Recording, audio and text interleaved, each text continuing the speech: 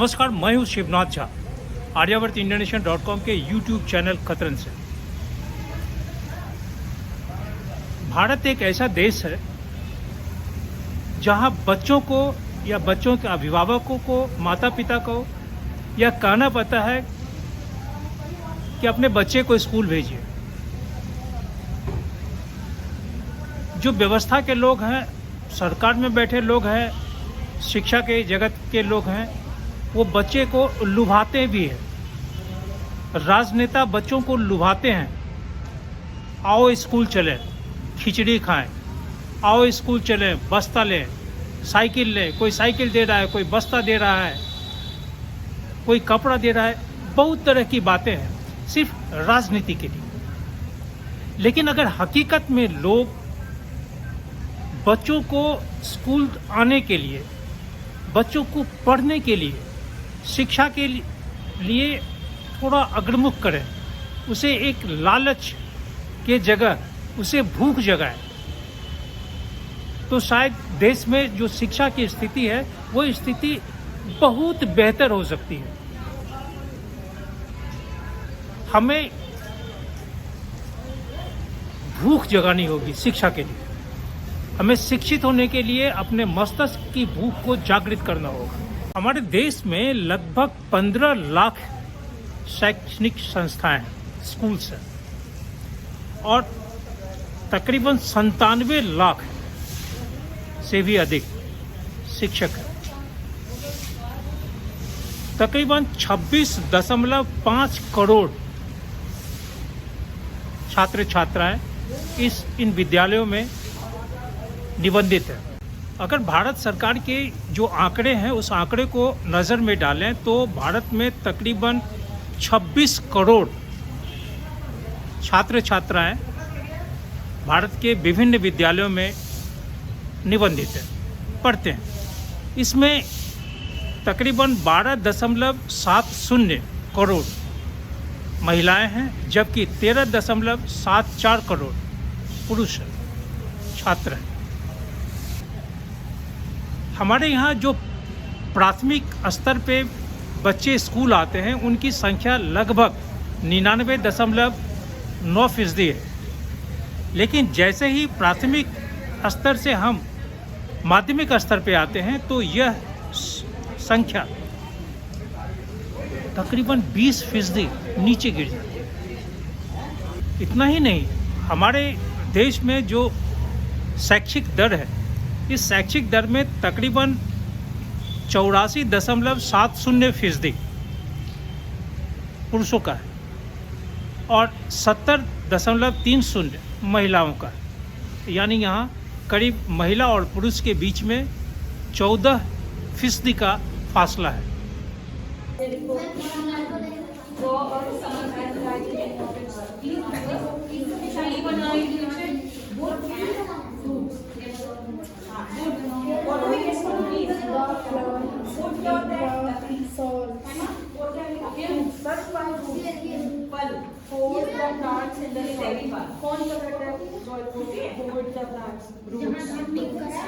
भारत सरकार के जो आंकड़े हैं उस आंकड़ों के हिसाब से भारत के तमाम 28 राज्यों और केंद्र शासित प्रदेशों में जो छात्रों का ड्रॉप रेट है, स्कूल में प्रवेश लेना और प्रवेश के बाद स्कूल को त्याग देना, छोड़ देना, ये तकरीबन 15% है। आंकड़े यह भी कहते हैं कि सेकेंडरी लेवल में माध्यमिक स्तर आते आते यह स्कूल छोड़ने का जो अनुपात है वो अनुपात या वो फीसदी करीब 19.8% हो जाता है, जबकि अपर प्राइमरी में यह आंकड़ा 17.5% है। अब सवाल यह है कि अगर विधानसभा का चुनाव हो या लोकसभा का चुनाव हो, अगर इन चुनावों में मतदाताओं की तरफ से मतदान का फीसदी 1 से 4% कम अथवा अधिक होती है तो सरकार की तख्त पलट जाती है।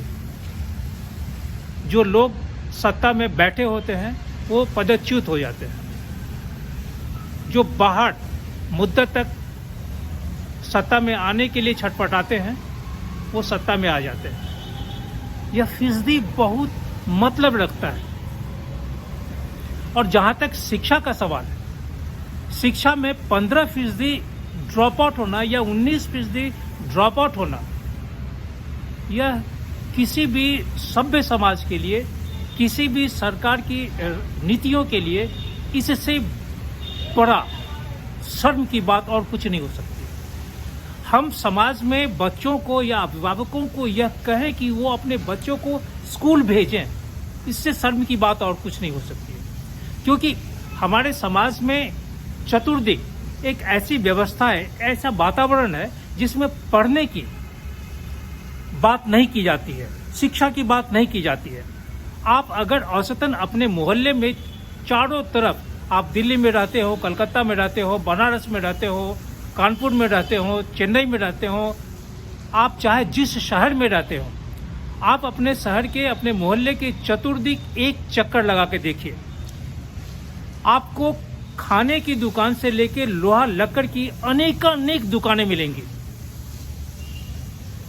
लेकिन स्टेशनरी की दुकान नहीं मिलेगी। अगर मिलेगी भी तो उसका अनुपात इतना नगण्य होगा कि आप सोच नहीं सकते। किताब की दुकान नहीं मिलेगी, पुस्तकालय नहीं मिलेगा। अब सवाल यह है कि अगर समाज में खाने की दुकानों की संख्या, खाना बनाने की दुकानों की संख्या उत्तरोत्तर इतनी अधिक हो जाए तो लोग चटोरी तो हो गए हैं, लोगों का जो जीवा का स्वाद है वो तो बढ़ गया है, लेकिन मस्तिष्क का स्वाद नहीं बढ़ पाया, जिससे हम शिक्षा के तरफ खुद को, अपने परिवार को, अपने बच्चे को, समाज के बच्चों को अग्रमुख कर सके। कभी आप अपने ही बच्चे को आप आंक कर सोच कर देखिए। औसतन स्कूलों में अभिभावकों की एक शिकायत होती है, वो अपने स्कूल के जो शिक्षक हैं, शिक्षिकाएं हैं, उनको कहते हैं यह बच्चा मेरा बात नहीं या मेरी बात नहीं मानता है। और औसतन ये पिता या माता ये शिकायत आके स्कूल में करते हैं। अरे भाई, आप माता पिता हैं, आप अभिभावक हैं, अगर आपकी बात आपका बच्चा नहीं मानता है तो यह आप में कमजोरी है, ये सामाजिक व्यवस्था में कमजोरी है, पारिवारिक व्यवस्था में कमजोरी है, सोच में कमजोरी है। क्योंकि बच्चा सिर्फ स्कूल 6 घंटे के लिए जाता है। शिक्षा के मामले में बहुत सारी बातें हैं जो बहुत सारे मंथन की जरूरत है, लेकिन मंथन करेगा कौन? हर एक मंथन के पीछे राजनीति है, हर एक सोच के पीछे राजनीति है, हर एक सोच के पीछे लाभ है। मेरा मानना है कि हर काम सरकार नहीं कर सकती है। ये एक बार नहीं, मैं इस बात को सैकड़ों बार बोला हूँ, सैकड़ों जगह बोला हूँ कि हर काम सरकार नहीं कर सकती है, हर काम प्रधानमंत्री नहीं कर सकते हैं, हर काम शिक्षा मंत्री नहीं कर सकते हैं। वहाँ नियम, कानून, पॉलिसी बन सकता है, लेकिन उसका अंतिम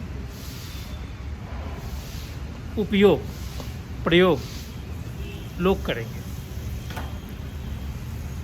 सरकार नीतियां बनाती है, नीतियों को अमल करने के लिए लोगों को या जो अधिकारी हैं उनको कहती है, लेकिन अंततः उन नीतियों का पालन लोग ही करेंगे। लोगों को जागरूक होना बहुत ज़्यादा जरूरी है, और जागरूकता तब तक नहीं हो सकती है जब तक वो शिक्षित नहीं होगा। क्योंकि अगर शिक्षित नहीं होगा तो वो स्थिति वैसे ही खराब होगी कि मतदान के समय अगर पुरुष और महिला मतदाताओं की शैक्षिक स्तर में 15 और 20% का फासला है, तो 20% के फासला पे कोई भी सरकार बना सकती है, कोई भी सरकार गिरा सकती है, और हम आप वहीं के वहीं बैठे रह जाएंगे मूक बधिर होकर।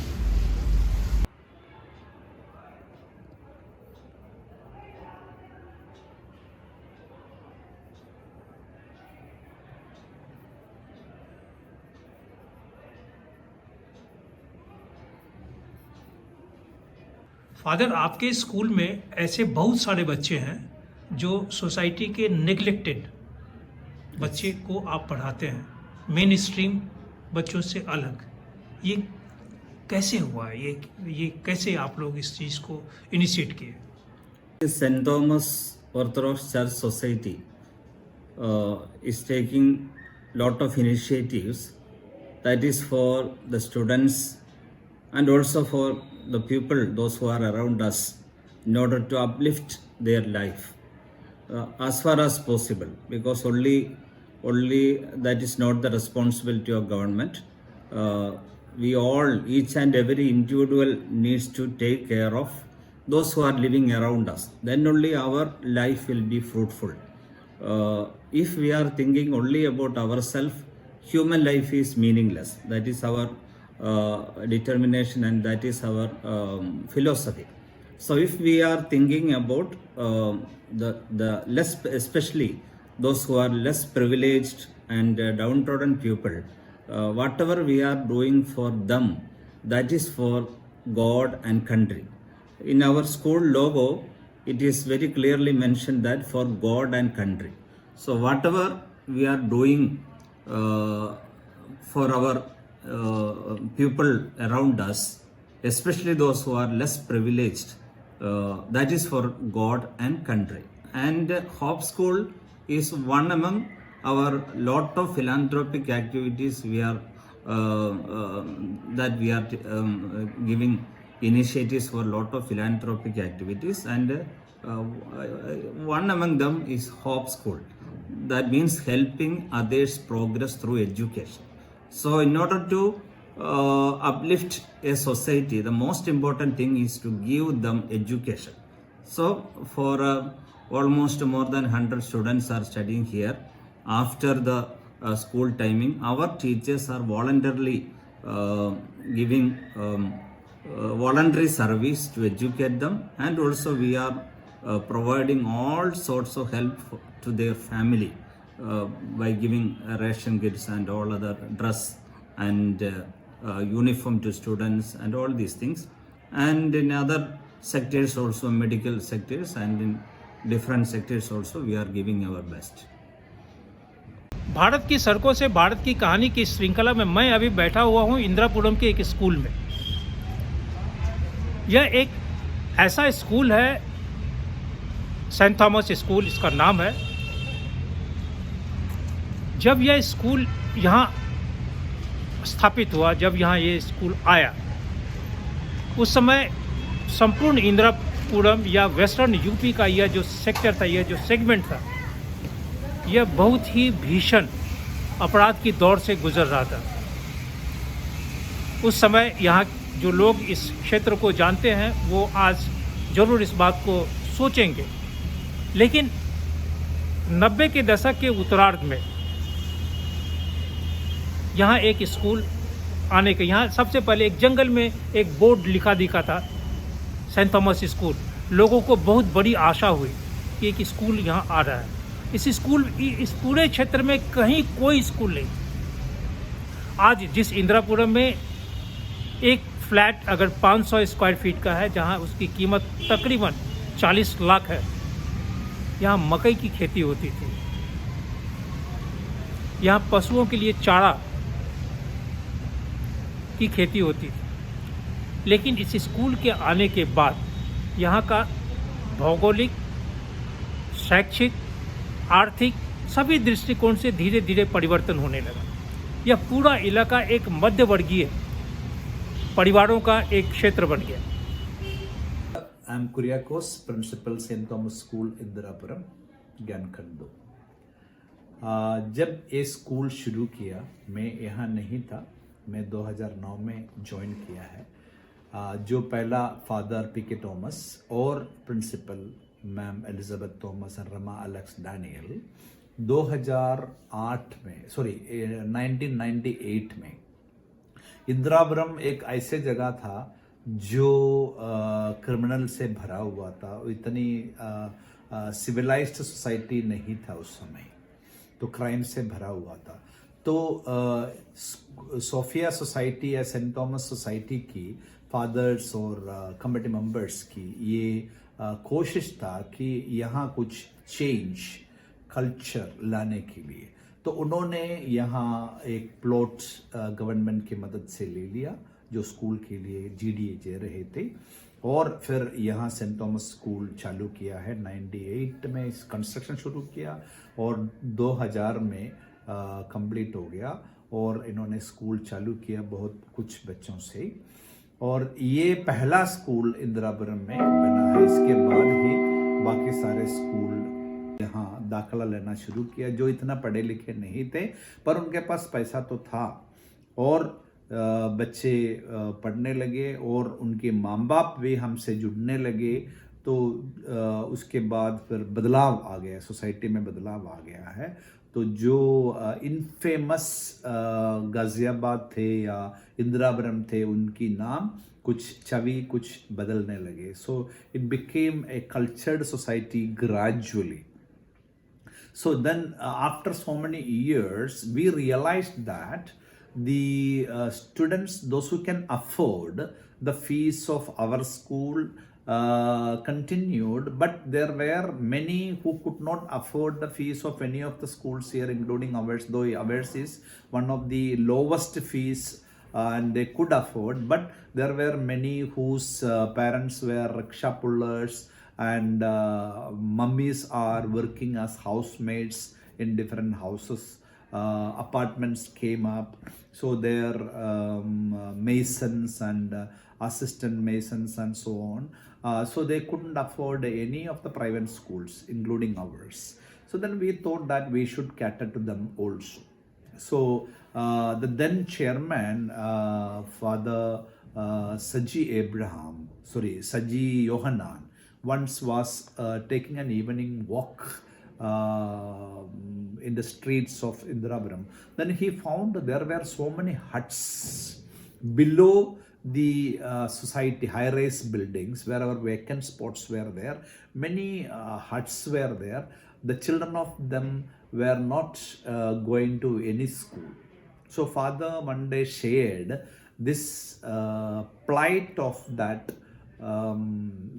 slum dwellers, hut, those who they were staying in the huts, their children were not going, so we should do something for them, not only for the people who can afford.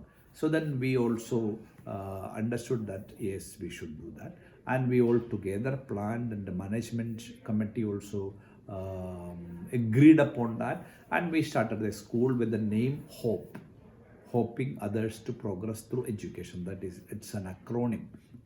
So जो भी बच्चे झुग्गी झोपड़ी में रहते थे, उन बच्चों को हमने 1, 2, 10, 1, 2, 20 बच्चों को बुलाया और उनको हमारे टीचर्स खुद पढ़ाने लगे. तो अभी हमारे पास कम से कम 80-90 बच्चे रेगुलरली आते हैं. वैसे रोल में 110 बच्चे हैं. वो स्कूल टाइम के बाद दोपहर को आते हैं और हमारे टीचर्स उनको पढ़ाते हैं और उनको पढ़ना लिखना साइन करना सब पढ़ाते हैं. और उसके बाद जो उसमें से अच्छे बच्चे हैं उनको हम national institute of open school से दाखिला करवाते हैं. तो क्लास 3, क्लास 5, क्लास 8 और क्लास 10, क्लास 12 काफ़ी बच्चे निकल चुके हैं, उनको सर्टिफिकेट्स मिल गए हैं. बाकी बच्चे अभी पढ़ रहे हैं. वो दिन में आते हैं, स्कूल टाइम में ही आते हैं, जहाँ कोई वैकेंट क्लास होगा वहाँ बैठता है, जो वैकेंट टीचर्स है वो जाके पढ़ाते हैं. और उसके अलावा बाकी जो बच्चे हैं वो रेगुलरली आते हैं, पढ़ते हैं और चले जाते हैं. और उनमें से भी अगर ये जो नेशनल ओपन स्कूल से भी बहुत अव्वल करने वाले बच्चे हैं उनको हम हमारे स्कूल में लेते हैं. बाकी जो मेन स्ट्रीम बच्चे हैं उन्हीं के साथ बिल्कुल मुफ्त फीस में, मतलब उनका यूनिफॉर्म, उनके कपड़े, यहाँ तक उनका टिफ़िन तक हम कई बार देते हैं. और बच्चे अच्छा कर रहे हैं. 2 बच्चे हैं जो 9th क्लास में हैं और 2 बच्चे हैं 8th क्लास में, 2 बच्चे 6th क्लास में पढ़ रहे हैं. और इस बार आने वाले साल में 4 बच्चों को आइडेंटिफाई किए हैं, उनको भी हम ले लेंगे.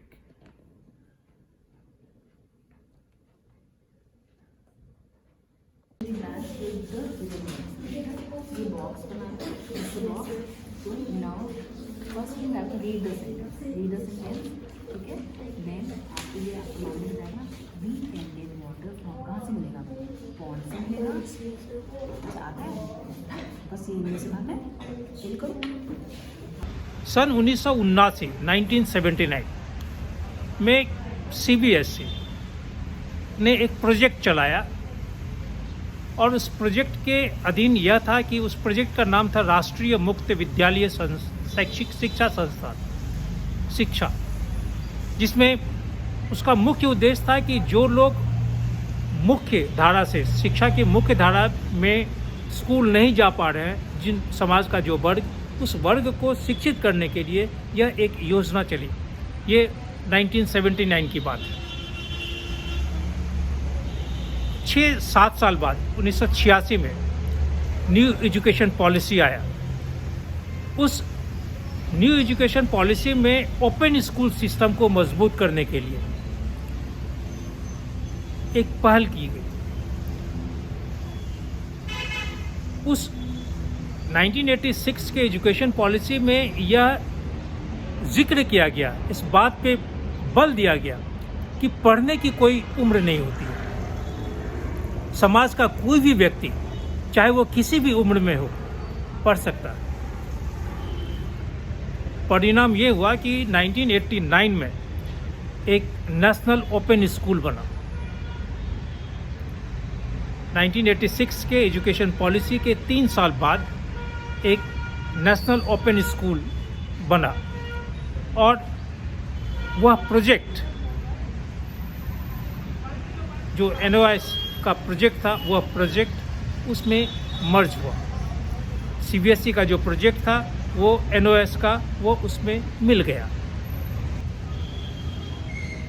इस मर्जर के 1 साल बाद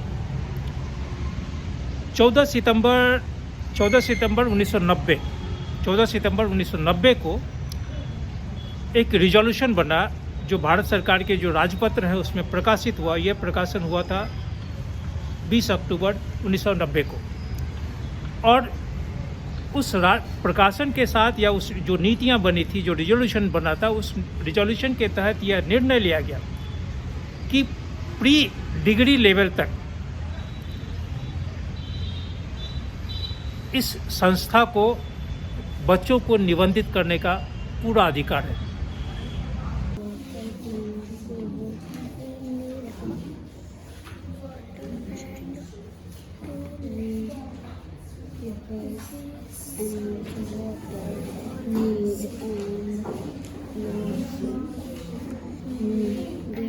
फादर शजी योहनान 2015 में उन्होंने ये मुहिम शुरू की थी हम लोगों के साथ। मतलब देखा उन्होंने क्या कि कुछ बच्चे यहाँ पर जो कि सड़कों पर हैं या फुटपाथ पर हैं या शिक्षा से दूर हैं, तो कुछ ऐसी व्यवस्था विद्यालय में होनी चाहिए कि कुछ शिक्षा अर्जित कर सके। उस समय बेसिक एजुकेशन देने की बात हमने यहाँ से शुरू की थी, पर पढ़ते लगा कि हाँ चलो ठीक है, ये तो ज़रूरी है, पर कुछ ऐसा भी होना चाहिए कि डिग्रीज़ मिले। तो फादर शाजी मैथ्यूज़ और शैली मैम उस समय यहाँ पर थे, तो डिस्कशन हुआ कि NIOS के थ्रू इन बच्चों को एनरोल करना चाहिए। चल तो रहा था मन में, हमने पहला स्टेप लिया। मतलब 1 साल पहले 17-18 बच्चे हमारे वहाँ से उनको सर्टिफिकेट मिला क्लास 3rd and 5th का। इस बारी हमारे 3rd के 5th के 8th के और 10th के बच्चे जो है एनरोल्ड हैं NIOS के थ्रू भी और जीवन धारा वेलफेयर सोसाइटी के थ्रू भी। जहाँ ये बच्चे जाएंगे, जो भी क्लासेस में ये पढ़ रहे हैं, एग्ज़ाम देंगे, सो एक डिग्री मिलेगी। थोड़ा सा पेरेंट्स भी मोटिवेट होते हैं कि हाँ एजुकेशन ज़रूरी है, मिलनी चाहिए। तो कहीं ना कहीं इनके घरों में शायद अभी अवेयरनेस नहीं है स्टडीज़ को लेकर, तो एक कह लीजिए जो मुहिम शुरू कर दी है स्कूल के थ्रू, इनके पेरेंट्स को भी लगने लगा है कि पढ़ाई जो है एक ऐसा हथियार है, एक ऐसा माध्यम है इनके माध्यम से। और आप देखेंगे 5 या 6 सालों में बहुत बदलाव इनके व्यवहार में, इनके आचरण में आया है। अब शब्दों का प्रयोग जैसे आम करते थे बट अब नहीं करते, ये तरीके से आते हैं। आप देख रहे हैं सबके सब बच्चे बिल्कुल साफ़ सुथरे आपको नज़र आएंगे। तो और कुछ जैसे कि इंग्लिश स्पीकिंग माना गया है ज़रूरी है, तो उन शब्दों का भी प्रयोग विद्यालय में आकर उन्होंने शुरू किया। कोशिश है, आगे सफल हम डेफिनेटली होंगे, हम ये मानते हैं।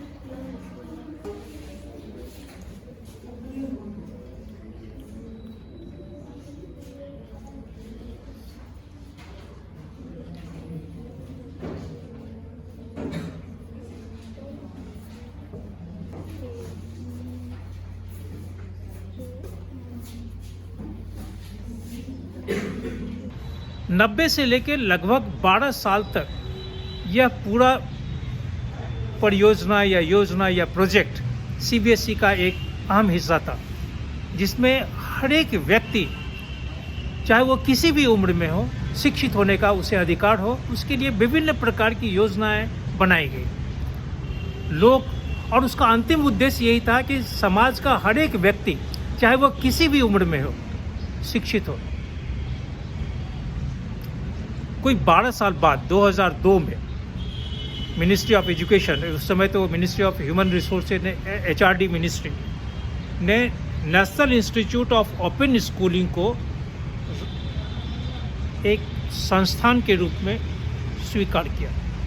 एक अलग संस्था के रूप में इसका अभ्युदय हुआ, ये अलग संस्था के रूप में इसका आगमन हुआ, national institute of open schooling. इस योजना या परियोजना या नीति, जो भी आप कहें, जो भी इसका नाम दें, इसका मुख्य उद्देश्य ये था कि एक भारत का समाज को पढ़ा लिखा बनाना। बहुत ज़्यादा पढ़ा लिखा न हो तो कम से कम शिक्षित जरूर हो। शिक्षित होने का अर्थ यह है कि वो अपने परिवार का जो दायित्व है, जो शिक्षा के नज़र से अपने बच्चों को पढ़ने के लिए जो भूख जागृत करने की बात है, वो अपने मताधिकार का प्रयोग करने में उसके लिए उसे शिक्षित होना जरूरी है। सरकार ने पॉलिसी बनाया कि हर एक समाज के हर एक वर्ग के लोगों को, हर एक उम्र के लोगों को शिक्षा मिले, लोग पढ़ें। लेकिन सवाल ये है कि अगर मैं लोगों को यह भी कहा जाए कि आपको पढ़ना है, आप पढ़ रहे हैं इसलिए आप आगे आइए, आपको पढ़ने के लिए आपको आगे आना होगा, इससे बड़ा दुर्भाग्य की बात नहीं है। हम लोगों की मिथिला में एक कहावत है कि सुतल छी ब्याह हुई है। मतलब आदमी इतना ज़्यादा कुंभकर्ण है कि वो उठता नहीं है, वो सोया हुआ है, वो जगना नहीं चाहता है। हमें समाज को जगाना होगा, और समाज को जगाने के लिए सिर्फ और सिर्फ शिक्षा ही एक माध्यम है। हमें क्या अधिकार है, सरकार ने अपने भारतीय के संविधान में या सरकार ने अपने नीतियों के तहत क्या क्या अधिकार एक नागरिक को दिया है, इसे समझने के लिए मुझे शिक्षित होना पड़ेगा। अन्यथा अगर आप शिक्षित नहीं हैं, आपका परिवार, आपके बच्चे शिक्षित नहीं हैं, तो समाज में शोषण की प्रक्रिया आज ही नहीं, ये आने वाले सदियों तक शोषण चलता रहेगा।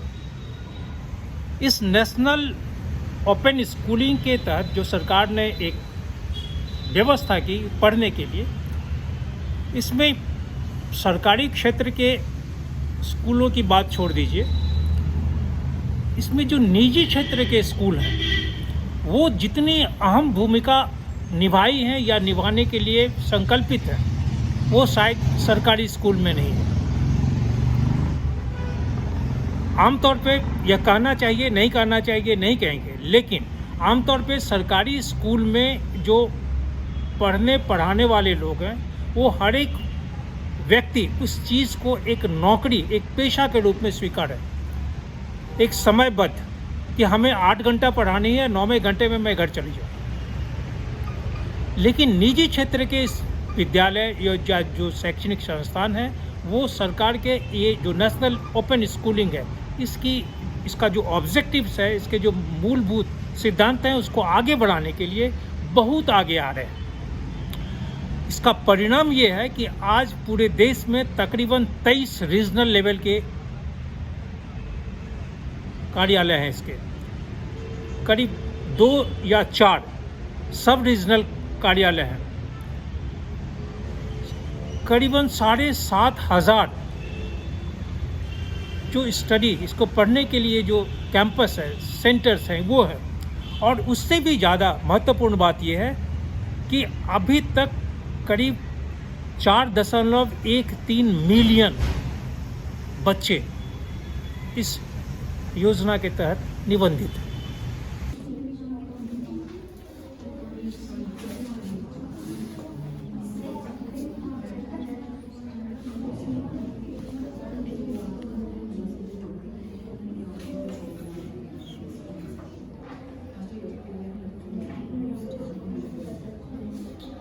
क्या नाम है तुम्हारा? मिस्टी। तुम क्या बनना चाहती हो? मैं एक अच्छी अधिकारी बनना चाहती हूँ। पुलिस में? पुलिस बनना चाहती हूँ क्यों जाना चाहती हो पुलिस में? क्योंकि मेरे मॉम डैड का सपना है कि हमारी बेटी एक अच्छी पुलिस बने।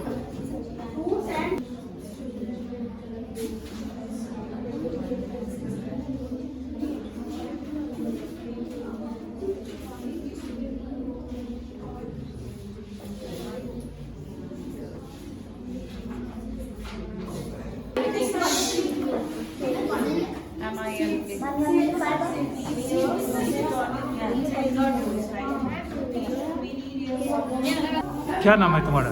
काजल। काजल, तुम कहाँ रहती हो और क्या बनना चाहती हो? मैं इंदिरापुरम में रहती हूँ। मैं डॉक्टर बनना चाहती हूँ क्योंकि हमारे जो मम्मी पापा है ना, उनकी तबीयत ख़राब रहती है। दवाई के लिए हमें दूर जाना पड़ता है, इसीलिए मैं डॉक्टर बनना चाहती हूँ। मम्मी पापा का सपना है। एक मम्मी पापा का सपना है कि तुम डॉक्टर बनो हाँ और तुम उनके सपना को पूरा कर रही हो। हाँ। नाम है तुम्हारा? मुस्कान। तुम क्या बनना चाहती हो? मैं डॉक्टर। क्यों? क्योंकि मेरी मम्मी क्या है ना, तबीयत ख़राब रहती है, तो मैं डॉक्टर बनना चाहती हूँ। तो आसपास में कोई डॉक्टर नहीं है? हाँ है, मेरी मम्मी चाहती है। चाहती हो वहाँ दिखाने के लिए, लेकिन तुम चाहती हो कि तुम डॉक्टर बनो पढ़कर। मैं आज इंदिरापुरम स्कूल के प्राचार्य से मिला, क्योंकि इस स्कूल में तकरीबन 100 से अधिक बच्चे समाज के जो पिछड़े नहीं बोलेंगे, बहुत पिछड़े, जिनके पिता रिक्शा चलाते हैं, रेडी चलाते हैं, जिनकी माँ इस क्षेत्र में दाई का आया का काम करती है, झाड़ू लगाती है, बर्तन बासन करती है, ऐसे जो परिवार हैं उनके बच्चे यहाँ 100 से अधिक बच्चे पढ़ते हैं। इस स्कूल के अलावे इस क्षेत्र में और जो प्राइवेट स्कूल है, उन स्कूलों में भी इस तरह के जो बच्चे हैं उनको पढ़ने पढ़ाने के लिए पर्याप्त व्यवस्था है, लोग वहाँ भी पढ़ते हैं। पढ़ने से या शिक्षा के प्रचार प्रसार से पूरे क्षेत्र में जो एक आमूल परिवर्तन आया है, यह देखने योग्य है। तो गणित के हिसाब से अगर देखें तो 15 लाख अगर शैक्षणिक संस्थाएं हैं, स्कूल्स हैं, अगर हर एक स्कूल 100 बच्चे को ही, ऐसे समाज के जो दबे कुचले पिछड़े बच्चे हैं, उनको पढ़ाए, तो वॉल्यूम कितना होगा आप अंदाजा लगाएं।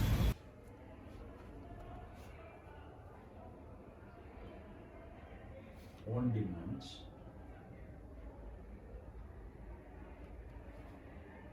only once